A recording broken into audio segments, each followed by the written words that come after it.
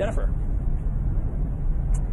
Thank you, Steve. Yeah, right now we're heading 890 west towards Amsterdam. Earlier we were on Route 7 in Colony, and for rush hour it was a pretty quiet commute. And as you can see, there's not many cars on the road, nor should there, because it's still pretty slick out here, and it's, visibility. It's hard to see the lines in the roads. Right now it's 55-mile-per-hour speed limit. We're going about, 15 below that. You don't want to be going much faster than that. If you don't have to be on the roads, you certainly don't. You don't have to be out here. You shouldn't be out here is basically the bottom line here today. The biggest thing to keeping these roads treated is road salt. We found out, so you can see it's very, very slick. We're going to slow down a little bit.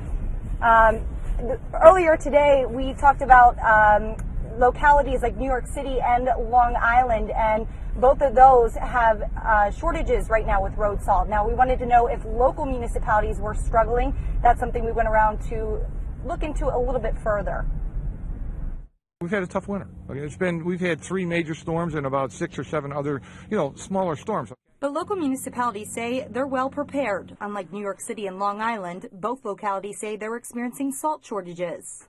We're also working to get salt into the state now, and that's why we've waived some of the trucking regulations, weight regulations, bridges, etc., to bring in large supplies of salt. Downstate, with all the freezing ice that they've been having, they're going through all their supplies and then some. So what's happening is that they're sucking all the supplies into downstate New York right now. The state doesn't take from you guys ever, or could they? Well, they probably could if they wanted to. If they needed it, we'd help them out here locally if they needed some salt. But, we do plow state roads here in the county. We're in charge of some certain roads, so we plow and salt them for the state of New York. How do you budget for winters like this? It's, I almost want to say it's like you kind of look at your record over the last couple of years, how much salt you used, did you go up? But if you get a mild winter and throws you off, the one year we had a mild winter, so we had an excess of extra salt that we kept, and we went through this year. So it's one of the things, sometimes it works out, sometimes it doesn't. The county executive tells me right now Albany is right on target in terms of their budget, and the state says they're on point too. We're about on point with the snow and salt budget. The thing is, we will move money around. We'll do whatever we need to do. We're not going to run out of salt. We're not going to stop plowing the roads.